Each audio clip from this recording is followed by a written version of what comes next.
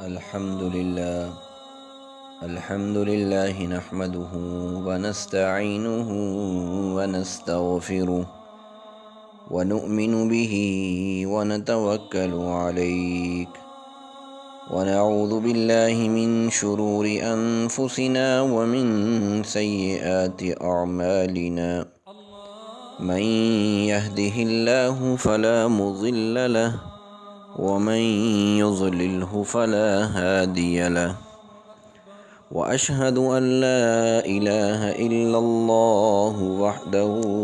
وحده لا شريك له وأشهد أن سيدنا وسندنا وشفيعنا ومولانا محمد صلى الله تعالى عليه وعلى آله وأصحابه وبارك وسلم تسليما كثيرا أما بعد. عن ابن عباس رضي الله تعالى عنه قال: فرض رسول الله صلى الله عليه وسلم زكاة الفطر طهرة للصائم من اللغو والرفث وطعمة للمساكين من أداها قبل الصلاة فهي زكاة مقبولة ومن أداها بعد الصلاة فهي صدقة من الصدقات أو كما قال عليه الصلاة والسلام.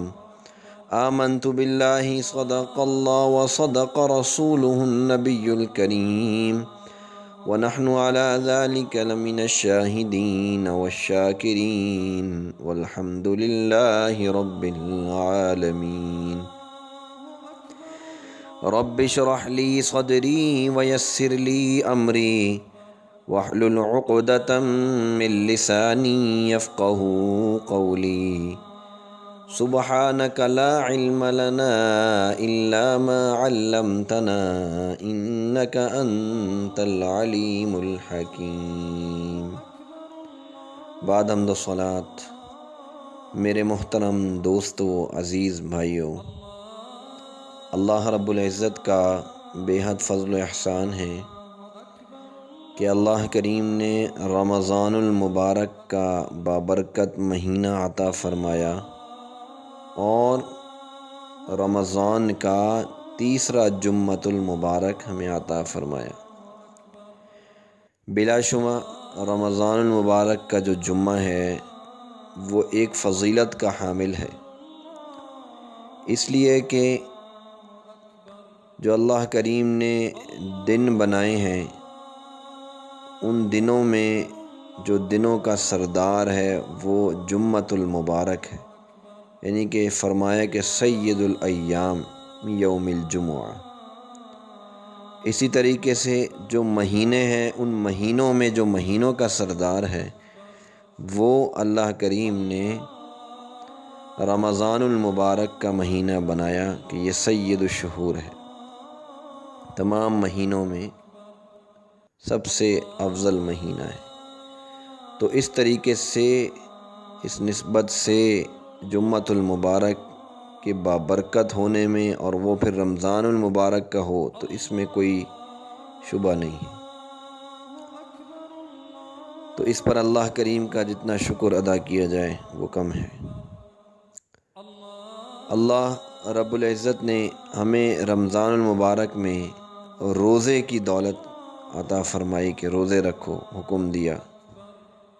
یا ایھا الذین آمنوا کتب علیکم الصیام کما کتب علی الذین من قبلکم لعلکم تتقون. ایک اور جگہ اللہ کریم فرماتا ہے کہ یرید اللہ بکم الیسر ولا یرید بکم العسر ولتکملوا العدہ، کہ دنوں کو پورا کر لو، یعنی روزوں کے جو دن ہیں ان کو پورا کر لو. یہ رمضان المبارک کے روزوں کا جو حق تھا کما حقہ، تو ہم اس کو پورا نہیں کر سکتے. بس یہ ہے کہ دنوں کو پورا کر لو، جو رمضان المبارک کے 29 ہیں، 30 روزے ہیں، ان کو رکھ لو۔ اور اس کو رکھنے میں نبی کریم صلی اللہ علیہ وسلم کے ساتھ ایک گنا مشابہت پائی جا رہی ہے، تو اسی مشابہت کی بدولت اللہ کریم جو ہے وہ مغفرت کا فیصلہ فرما دیتا ہے، بخشش کا فیصلہ فرما دیتا ہے۔ اب اس رمضان المبارک کے مہینے میں انسان جب روزے سے ہوتا ہے تو اس کا پورا جو جسم ہے وہ گویا کہ روزہ رکھتا ہے۔ زبان بھی روزے سے ہے کہ زبان سے فحش گوئی نہیں کرے گا، غیبت نہیں کرے گا، چغلی نہیں کرے گا۔ آنکھیں بھی روزہ رکھتی ہیں کہ آنکھوں سے غیر محرم کو نہیں دیکھے گا۔ جو عام حالات میں بھی ناجائز ہیں وہ روزہ رکھ کے اس کی قباحت اور بڑھ جاتی۔ تو اس رکھنے کے باوجود روزے کے اندر ہم سے بہت سی قسم کی کمیاں، کوتاہیاں، غلطیاں، لرزشیں سرزد ہو جاتی ہیں۔ انسان ہیں تو جب اگر ہم اس کا حق ادا نہ کر سکے اور کمیاں کوتاہیاں ہم سے ہو گئی، رمضان میں بھی کچھ غلطیاں ہو گئیں، خطائیں ہو گئیں، تو اللہ کے رسول صلی اللہ علیہ وسلم نے فرمایا کہ تمہارے اوپر صدقہ فطر جو ہے وہ فرض کر دیا۔ صدقہ فطر، صدقہ فطر کرتا کیا ہے؟ حضور فرما رہے ہیں زکوٰۃ الفطر طہرۃ للصائم من اللغو والرفث۔ اب یہ صدقۃ الفطر جو ہے روزے دار کو بیہودہ باتوں سے پاک کرنے والا ہے، لغو باتوں سے، لغویات سے اور بیہودہ باتوں سے روزے دار کو پاک کر دیتا ہے۔ روزہ رکھ کے بھی اگر کسی کی روزہ جو ہے وہ کما حقہ نہیں ادا ہوا، اس میں غلطیاں رہ گئیں، کوتاہیاں رہ گئیں، تو یہ صدقۃ الفطر نبی صلی اللہ علیہ وسلم فرما رہے ہیں کہ اس کو فرض فرمایا ہے، یہ تم ادا کر دو گے تو یہ تمہیں کیا کر دے گا؟ پاک کر دے گا لغو باتوں سے، بیہودہ باتوں سے۔ ایک تو اس میں صائم کا فائدہ یعنی روزہ رکھنے والے کا فائدہ بتلا دیا کہ طہرۃ للصائم من اللغو والرفث۔ پھر دوسرا اس میں فرمایا کہ وَطُعْمَةً لِلْمَسَاکِین، کہ یہ مسکینوں کے کھانے کے لیے ہے۔ یعنی کہ جب یہ آپ صدقۃ الفطر جو ہے وہ ادا کریں گے تو اس سے جو مسکین ہے، جو فقیر ہے، جو غریب ہے، جن کے ہاں سالہ سال جو ہے وہ فاقہ کشی کا عالم رہتا ہے، تو آپ کی اس خوشی کے اندر جو رمضان المبارک کا پورا مہینہ گزار کر آپ کو اللہ رب العزت نے عید الفطر کی صورت میں عطا فرمائی ہے، اس خوشی میں ان کا بھی کچھ تھوڑا سا سامان ہو جائے گا۔ آگے فرمایا کہ من اداہا قبل الصلاۃ فہی زکوٰۃ مقبولۃ، پر جو شخص اس کو عید الفطر کی نماز سے پہلے ادا کرے گا تو یہ مقبول صدقہ ہے۔ ومن اداہا بعد الصلاۃ فہی صدقۃ من الصدقات، اور جو نماز عید الفطر کے بعد اس کو ادا کرے گا صدقۃ الفطر کو، تو یہ عام صدقوں کی طرح ایک صدقہ ہے۔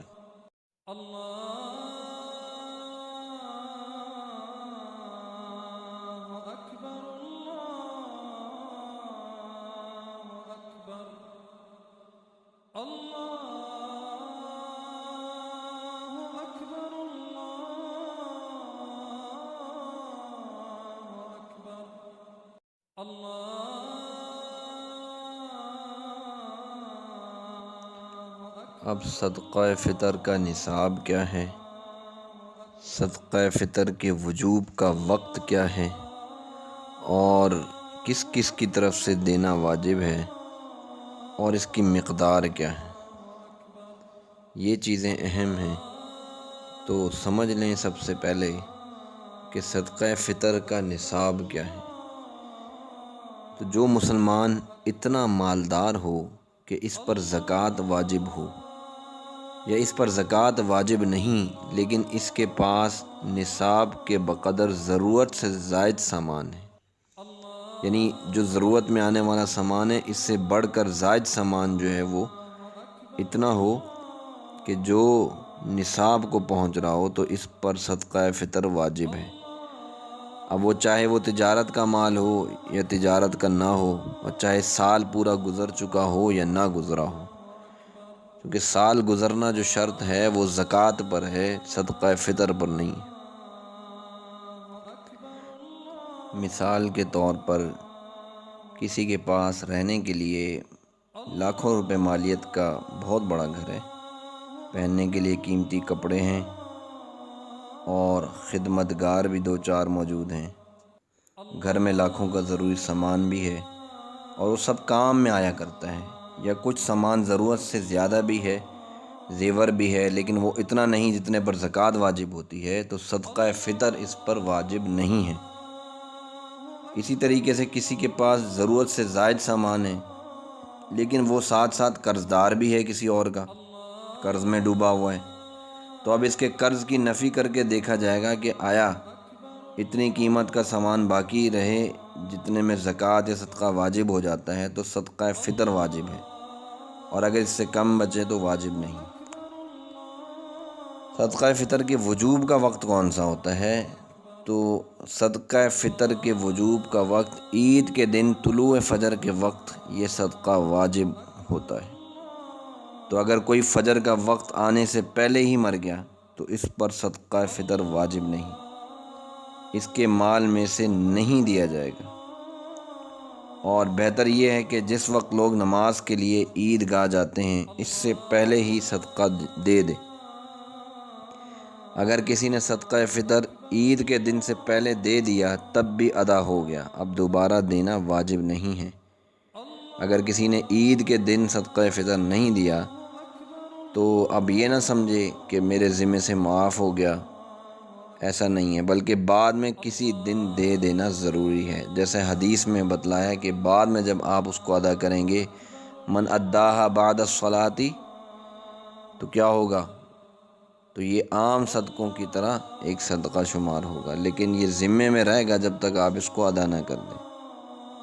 اب صدقہ فطر جو ہے وہ کس کس کی طرف سے دینا جو ہے وہ واجب ہے۔ مرد جو ہے وہ اپنی طرف سے دے گا اور اپنی نابالغ اولاد کی طرف سے صدقہ فطر کی ادائیگی کرے گا،